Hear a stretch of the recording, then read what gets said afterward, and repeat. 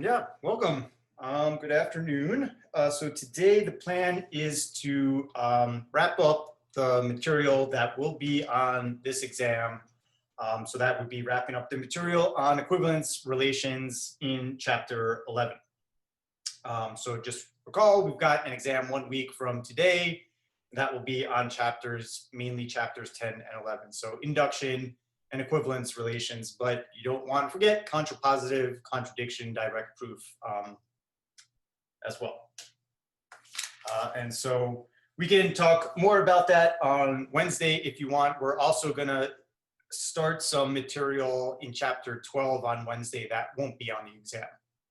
So chapter 12 is functions, and we already did some stuff with injectivity. So we're just going to go back and kind of review that idea so that we're ready to hit the ground running after the exam. Any questions about things before we get started?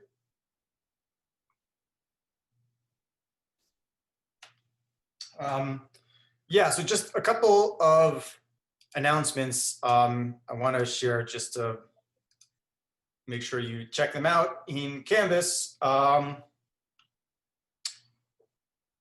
One of which is our last exam date is set according to the final schedule. So the last exam is not necessarily a final in the sense that it's not going to be, in some sense, totally comprehensive. It'll focus on just the stuff we're going to do the last couple of weeks. But we're going to have it during finals week during our designated time. So that will be the first day of finals, Monday from 2 to 4 p.m. So just mark that down. And in addition, I sent an email out to all of the math majors, but I know not everybody here is a math major necessarily. So I'm hosting a registration information session on Wednesday evening from 5 to 6 p.m. So I'll just kind of go through the different degrees that we have, undergraduate degrees, and the upper division courses that we're offering in the spring to help you with your course selection. So the link for that is in here. And if you can't make it, I'll record it and post it someplace on the math website. Any questions about that? Okay. And yeah, last thing, sorry about office hours on Thursday. Unfortunately, Thursday was Onyx's last day, so we had to put Onyx to sleep on Thursday. So that's what I was dealing with. I would have rather have been answering questions, but that's not the way it worked. But if you do have questions, I've got office hours tomorrow from 1:30 to 2:30. So it can help you with any of your homework questions at that time. Homework is due on Wednesday. Okay, so we're going to be working on worksheet 12, and I actually want to come back to the first couple of things later. So I want to start by thinking about what's labeled definition 3 and some of these problems relating to this definition. So here we're going to work with a set. So we say a partition of a set S is a whole bunch of subsets that satisfy really 3 different properties. We need to make sure that these sets are pairwise disjoint. We need to make sure that each of them is non-empty, and the union of all of those sets gives us back the original set. So there's 3 conditions here. And if it helps,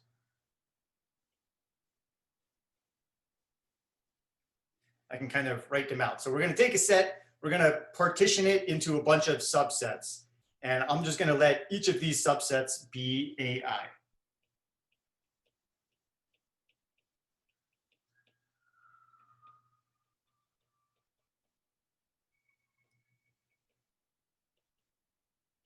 And we call each of those subsets a part. So what we're going to require is that each of them is non-empty, so they each contain an element.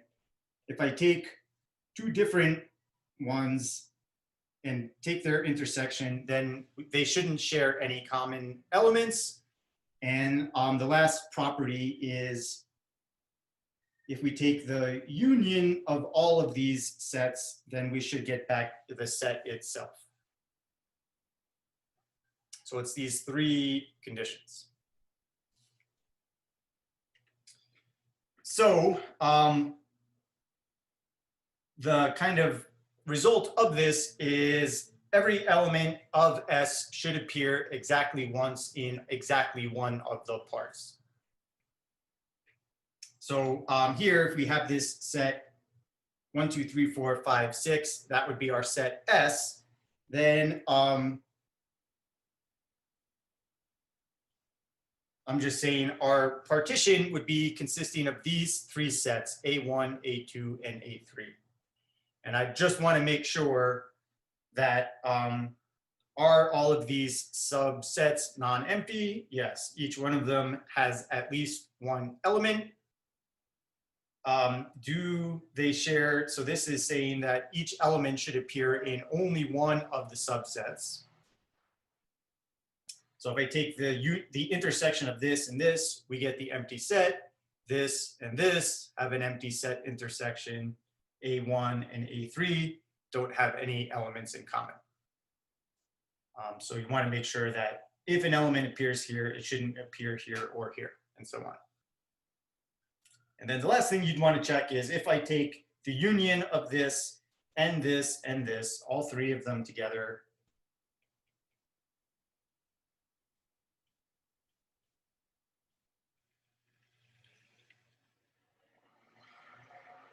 then this indeed does give us everything back.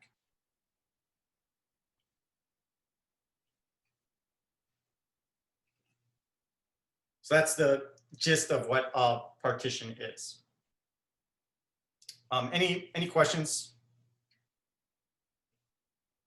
So this is kind of a formal way of going it, but again, I think more informally, you can just check to say, okay, does every element appear in exactly one of the partitions? If so, then we're good to go.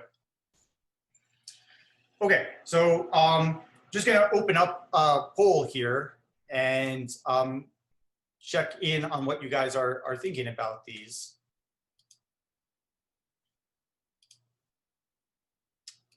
Which one do I want?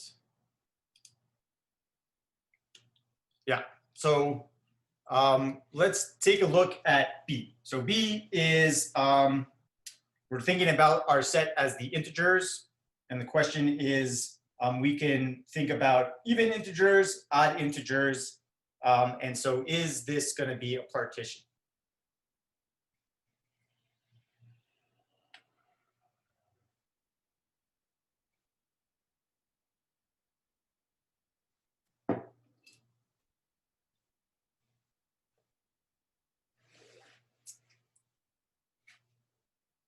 Okay, take another 10 seconds if you're still thinking. Perfect, thank you. Great, so here are the results. And so most common was, I think it's true. So 9 people said true. We had 1 false and 1, I'm not sure. And so what you'd want to think about, again,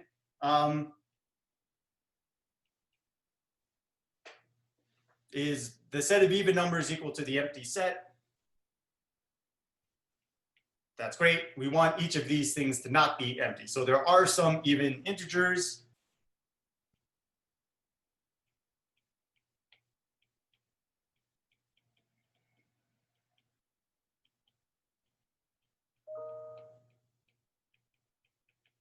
So each of these parts is non-empty, and that's great. That's what we want to make sure. There is no number which is both even and odd simultaneously. So this intersection would be empty, which is what we want. And then if we take the union of these two, then that would give us every integer. So those are the 3 properties that we want to check out. So this was like property 1, 2, and 3.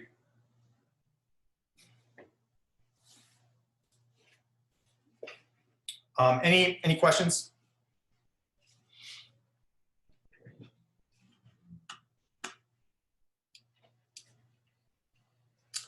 Okay, so let's try the next one. Same question and answers. So here, our set is all natural numbers, and we're thinking about this as primes and composites. So do primes and composites form a partition for all natural numbers? Are we saying that one is prime? Sorry, hold on.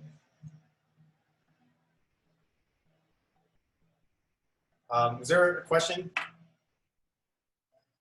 Yeah, I was just asking if one is prime. Yeah, this is a good question. Is one prime? That's definitely something to consider.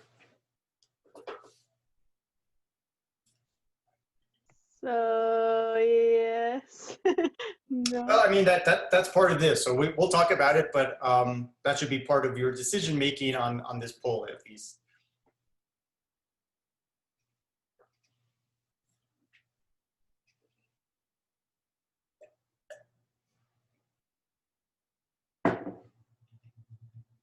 Okay, take another 5-10 seconds to get your best guess in.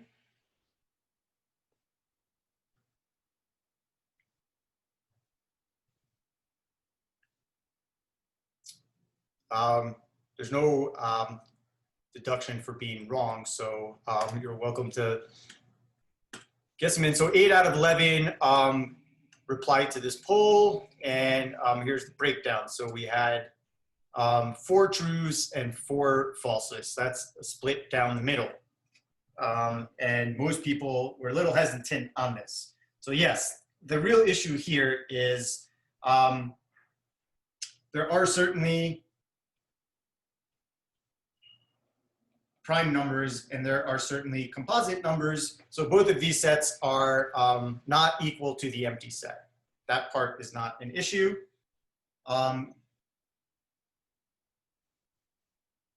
A number cannot be prime and composite at the same time, right? What it means to be composite is that you could be written as a product of 2 prime numbers or 2 or more prime numbers. So the question is, what about 1?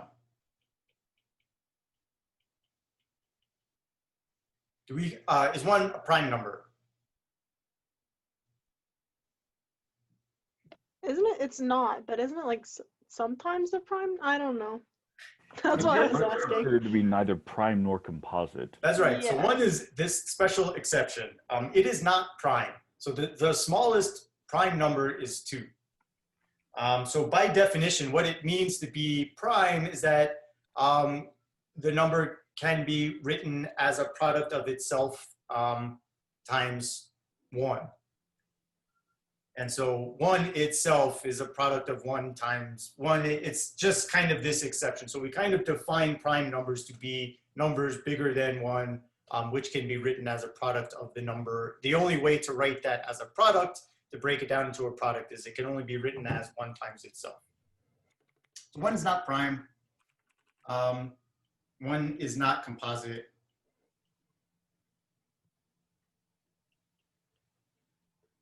So 1 is not an element of P union C, but 1 is an element of N. So we're having an issue here in the sense that the union doesn't give us back everything. So we could come up with a partition to fix this, which would look like P, C, and then the set that just contains 1. Now we've got a partition. Isn't it also invalid because C includes negative integers and natural numbers do not? So here we're just thinking about if our set N is the natural numbers, then we're thinking about P and C. By definition, these parts are subsets of the largest set. So we're only considering the positive components, and that's typically, we don't really think about negative numbers as being prime or composite. So when we list prime numbers, we kind of start from 2, then 3, then 5, and just work our way up.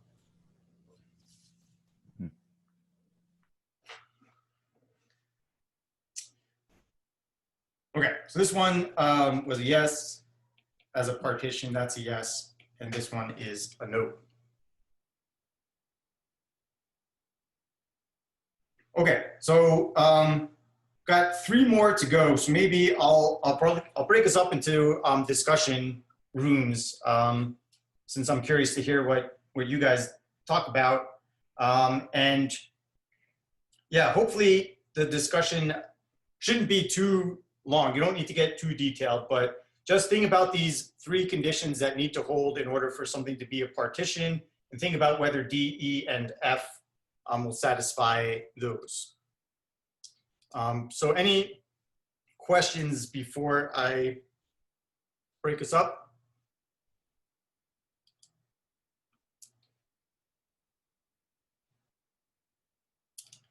Okay, then the rooms are open. And I don't know, maybe take about 5 minutes, 10 minutes max to talk about these, but I'll see how you're doing time-wise when I check in on you. All right, welcome back, everyone. Okay, so let's discuss. So I find these discussion rooms really helpful for me. I don't know how you find them, but yeah, it's really different.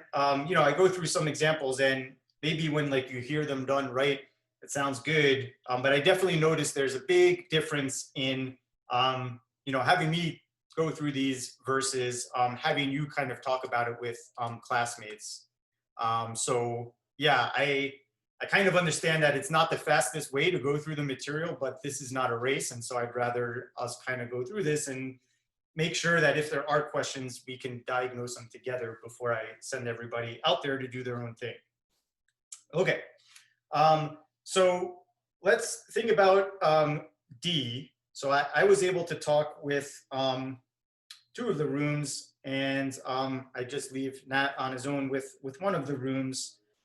But it seemed like this one, people were having a hard time, at least the 2 rooms that I spoke with, knowing, like, putting all these pieces together.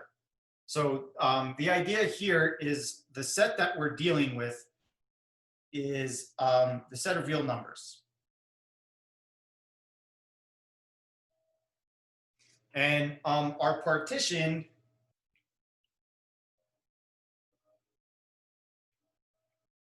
is the collection of all of these intervals. And we'll see why these things are intervals when we sketch them out. So, right, a partition is a set of sets. So here, each of these B's represents a different set. And if we take the real numbers and I just write them out as a number line,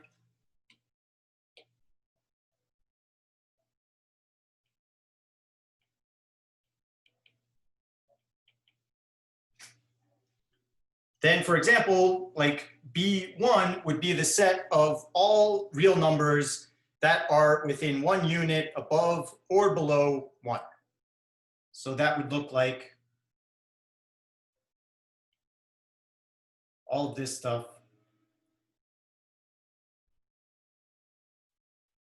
in there.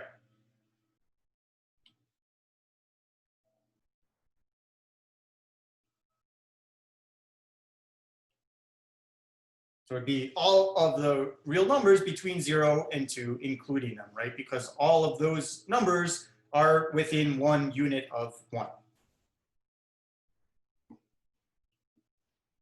And so if we look at all of these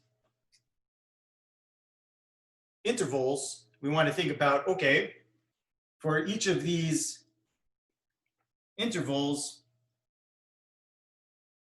is it true that each of these is non-empty? Guys, throw me a thumbs up or some indication here. True. Thank you, John. Yes. So this checks out. Each of these does contain something. Okay. Then we'd want to think about, okay, if I take the union of all of these things, does that give me the real numbers back? And you can see if we overlap all of these intervals, we are going to get the full number line. So this checks out too. The problem here is that we need any two sets, for any two pairs of sets, they should not contain any elements in common. Their intersection should be 0. And that's the problem that we have here. So for example, the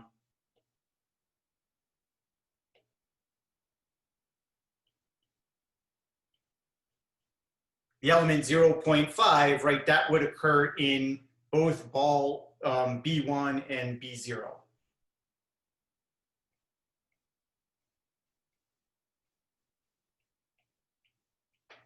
So for a lot of these sets, yeah, they don't contain things in common, but if there exists one pair of sets that have a non-empty intersection, then that's going to violate this property. So this one is not a partition because elements are not appearing in exactly one part.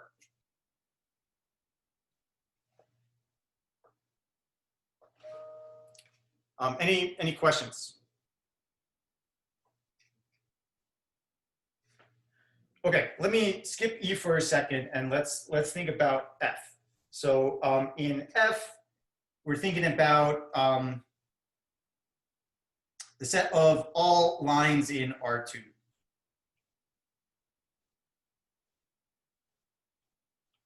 Like that. And what we want to know is, does L partition R2? So the question here is each of these lines, I don't know how to say this nicely, other than say, is each part non-empty?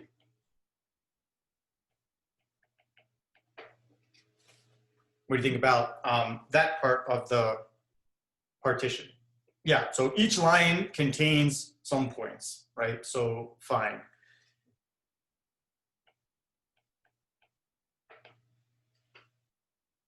So our elements now are like coordinates x, y. And so each line does consist of a whole bunch of pairs. Great.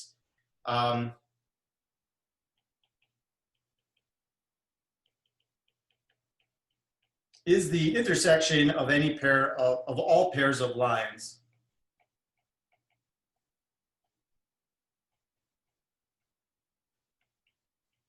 equal to the empty set? Okay, and I'm seeing a thumbs down from Brandon, and that's right. So for example, there's a whole bunch of lines, and here we can see that these intersections, right, are literally the intersection of the line here.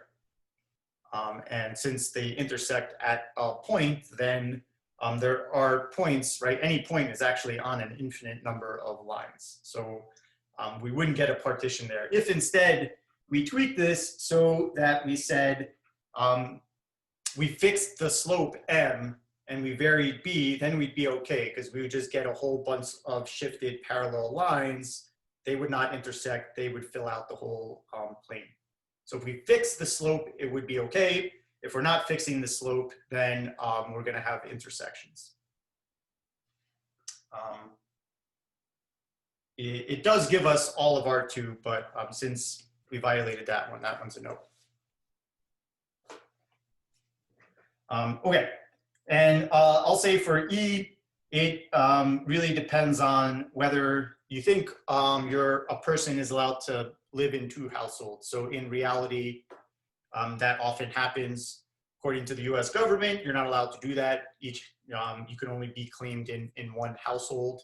So by the census data, that would be a partition. In reality, it's probably not, so it's somewhere in between that. Okay. Any questions about this idea of a partition?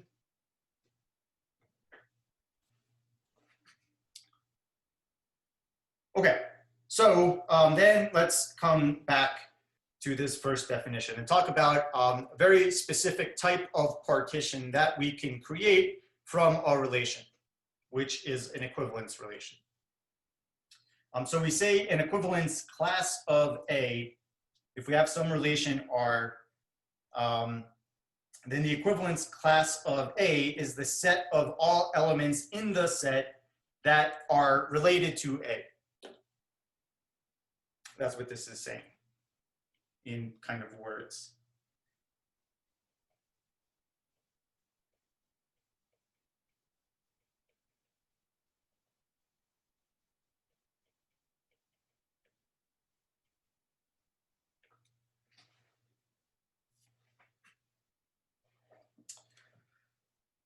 Okay.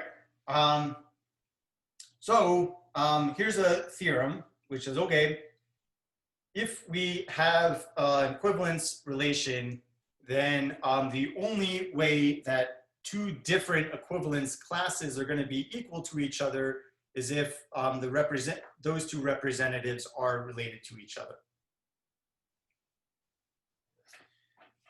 So this statement here is a if and only if statement. So that means we have two directions that we would want to, that we need to prove in order to prove this theorem.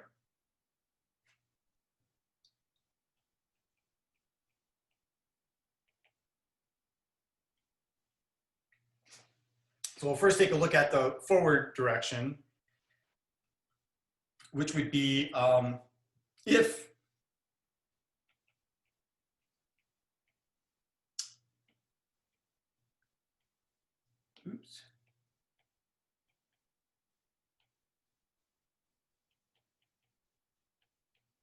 right, we're going to assume that these two equivalence classes are equal to each other.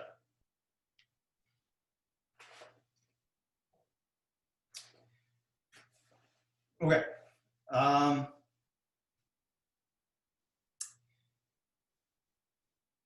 And so what we're trying to show as a result of this is therefore A and B are going to be equal to each other. Excuse me, we're going to assume that A and B are equal to each other. And we want to show that A is related to B. So these are sets. A and B are sets. So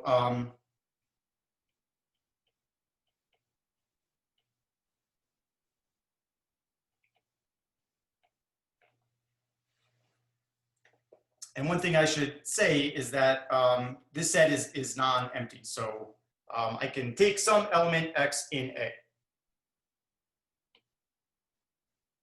Then if X is in the equivalence class A, what does that mean? What does that imply? X relates to A? Yeah. Capital A? Then X relates to this element A, right? Since what does it mean? How is this defined, right? It's defined as all of the elements that are related to A.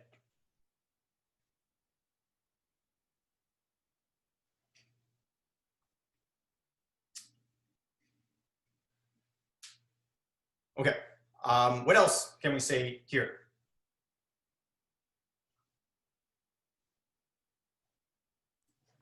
We can also say that X relates to B. That's right. So since these two sets are equal to each other,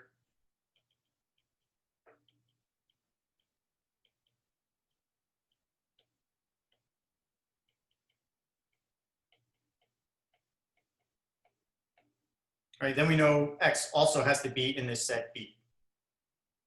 And this again was what we were able to assume in the forward direction.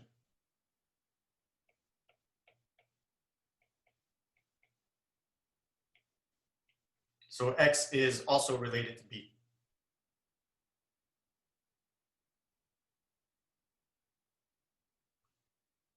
So now we've got, oh, bad choice of highlighting. We've got X is related to A. We've got X is related to B, and we're hoping to show, or excuse me, and we're hoping to show that A is related to B.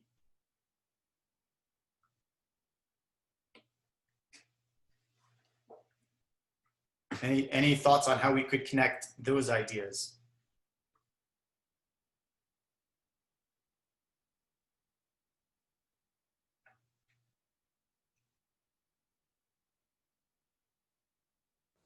Basically, just do that in reverse.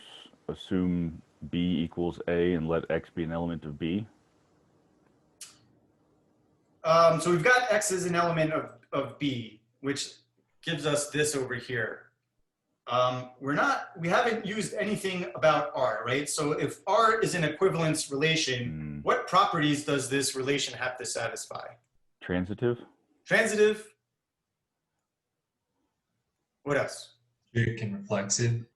Symmetric and reflexive, right? So it has to satisfy those three properties.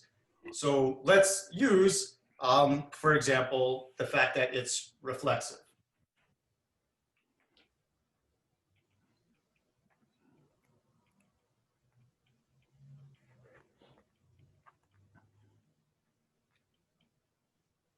So that tells me, sorry, not reflexive, but I meant to say symmetric.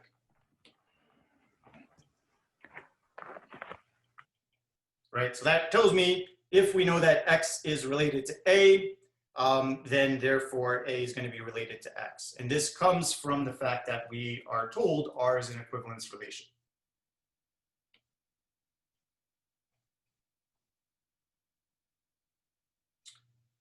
And now, how can I claim that A and B are going to be related?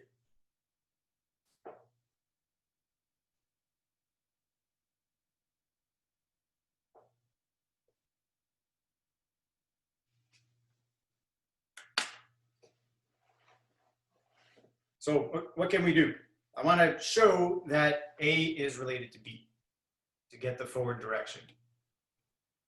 And so I've got A is related to X, X is related to B. You said B is related to X.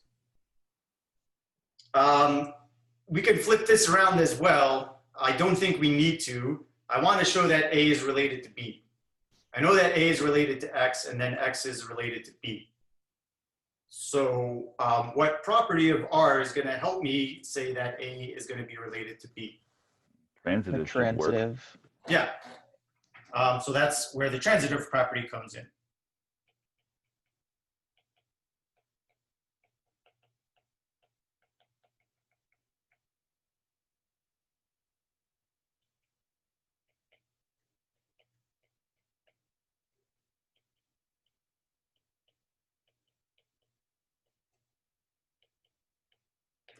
And that's what we wanted to show for that forward direction. We want to show if two equivalence classes are equal to each other, then the representatives of those classes must be related to each other.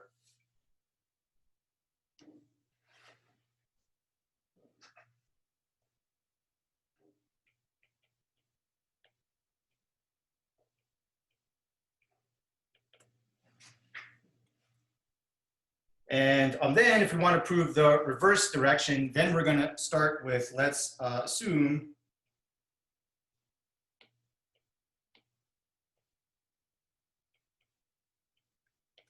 that A is related to B, and then we're going to try and show that set of the equivalence class A is equal to the set for the equivalence class B. And just kind of a remark,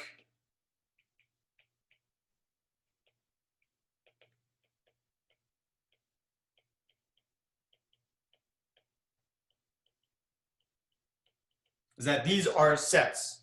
So if I want to show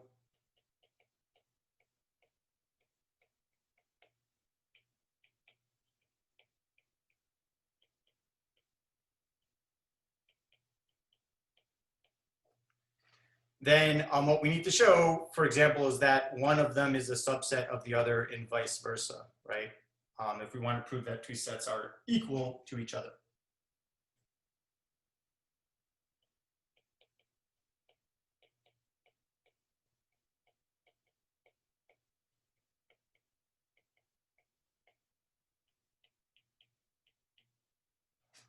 So this falls back to how to prove that two sets are equal to each other. So it might seem weird because you have kind of square brackets here, square braces, but these are representing sets.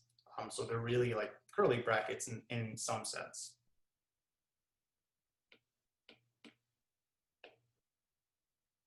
So we can say, first of all, let's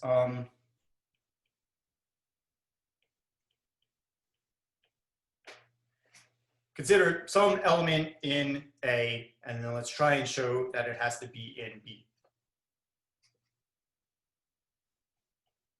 So if X is in equivalence class A, that means X is related to A. Where can we go from here? Again, the hope is to show, therefore, X is in there. And if I can show that any element in the equivalence class A is in the equivalence class B, that gives me one direction of the subset.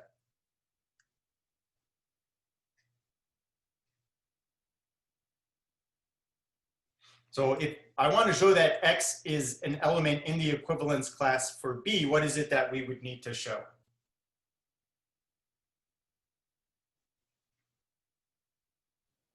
By the transitive property, X relates to A and A relates to B, so X relates to B. Yeah, that's right. Just to kind of break that down in stages, if we are claiming, ultimately, we want to claim X is an element of the equivalence class B, then that means we need to show that X is related to that element B.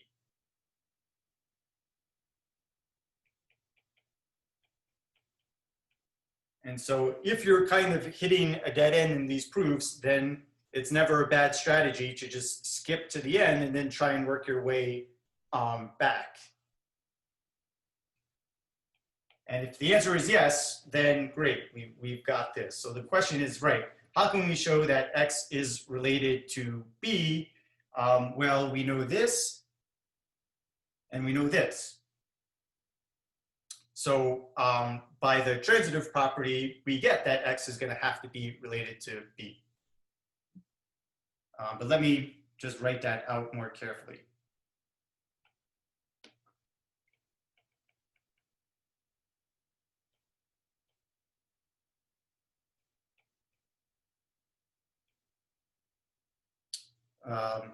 Let's see, we want X to be related to B. So let me do it like this.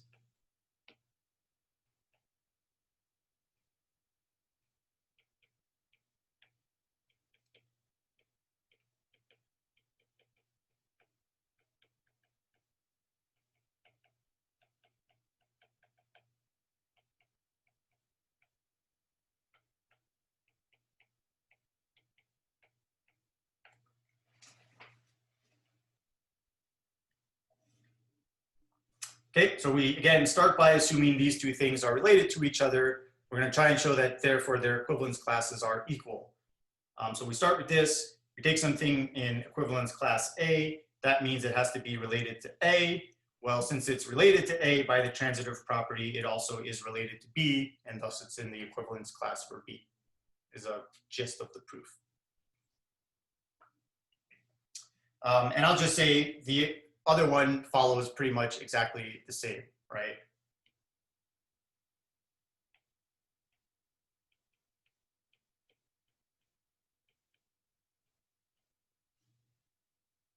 Maybe I should say this.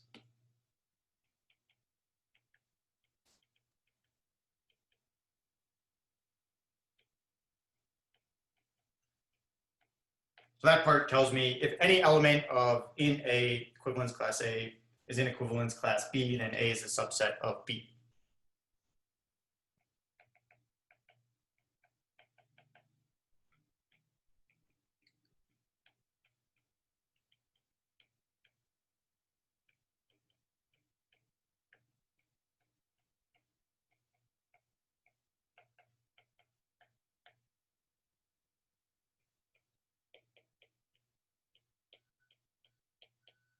Let me just say, I'm just trying to,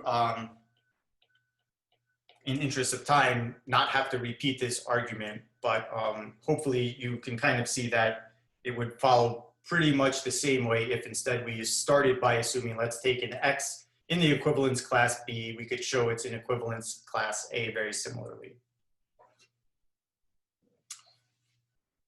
So I'm going to say this. I'm allowed to. I'm the boss. You guys need to prove that if you're going to try and say that. Any questions? Okay. Great. So we did this stuff. I have a question. Yeah. So I noticed for this problem, it just states a theorem. It's not, we disprove or prove the theorem instead of, and it just seems like a different way to propose or ask us to prove something by just stating a theorem. Yeah. So that a theorem is a statement, right? And that statement is either true or false. Usually when people write theorem, that means it's true. So they're claiming this is true, and you're trying to prove that that statement is true. So it could very well just be like,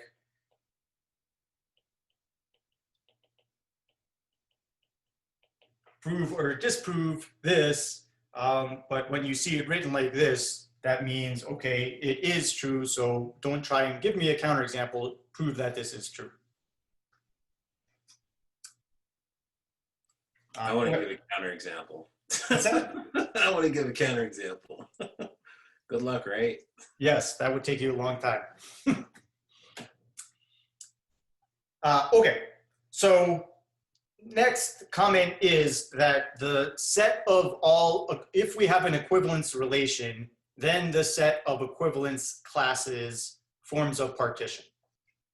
And that's kind of the key element here. So in these theorems, you can see that what's been important are, we've already seen how we've used the reflexive or the symmetric property and the transitive property in order to get these results. And if our relation R wasn't transitive, then that previous proof would have not been possible, right? So these properties are really important in these proofs.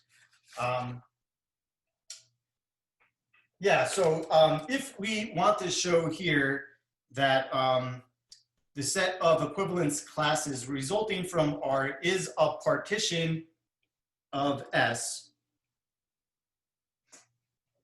then this means there are these three properties that we need to show. Namely, that each one of these things is non-empty, their intersections are disjoint, and the union gives us everything.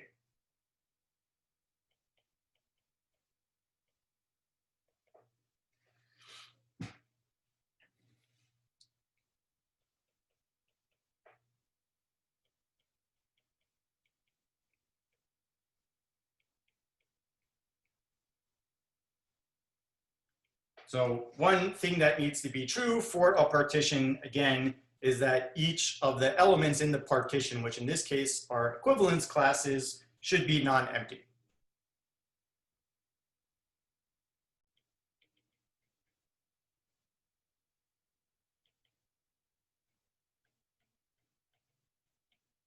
And since we're told that R is an equivalence relation,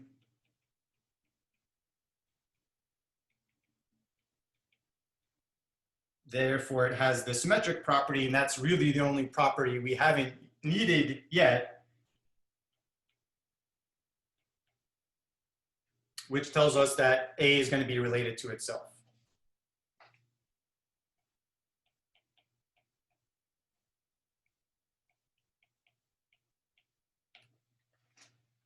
So each of these parts is non-empty. Great.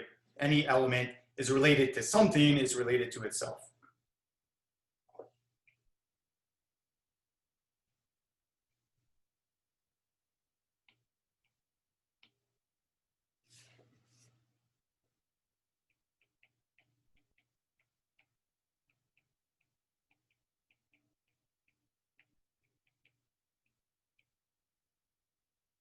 Then the next thing we want to show is that if we have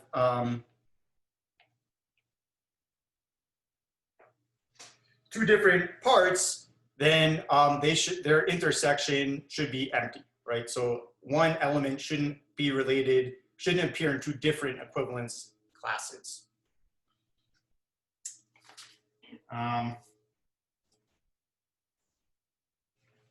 Yeah, and so for this, let's take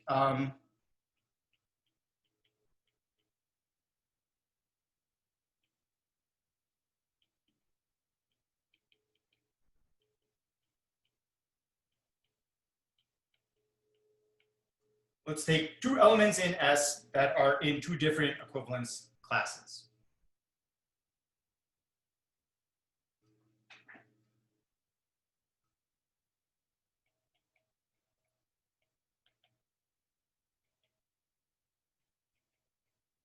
Okay, then we just showed by theorem, whatever number it was, 2.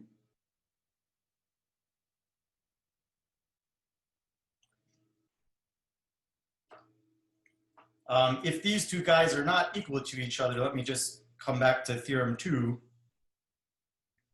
So theorem 2 says they're equal to each other if and only if they're related to each other.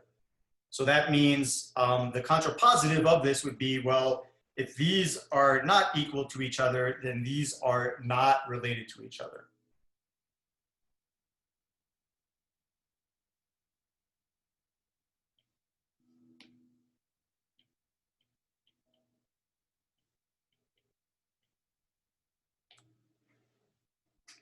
So if their equivalence classes are different, they're not going to be related to each other.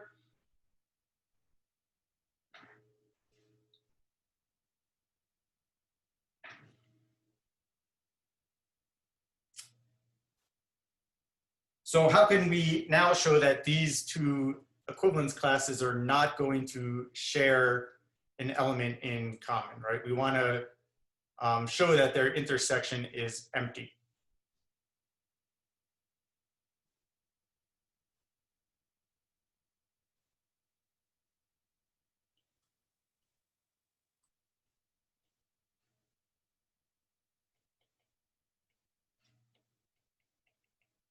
So what we can do is do this by contradiction.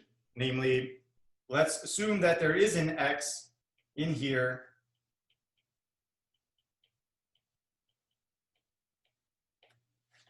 and an X in there.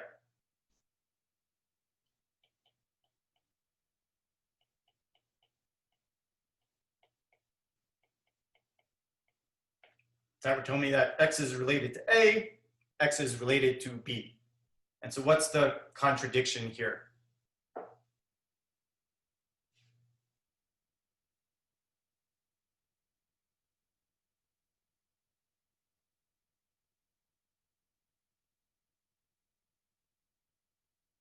By the transitive, then A would equal B, but which is a contradiction from the assumption. Yeah, so really we're using transitive and we need to technically use a symmetric property to flip we need one of the X's to be in the second position. But by the transitive and the symmetric properties, we have that A is related to B. But that contradicts this over here.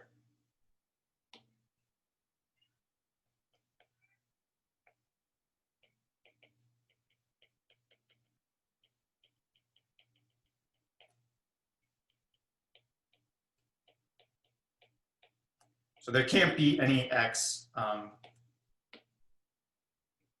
that is going to be in both of those equivalence classes.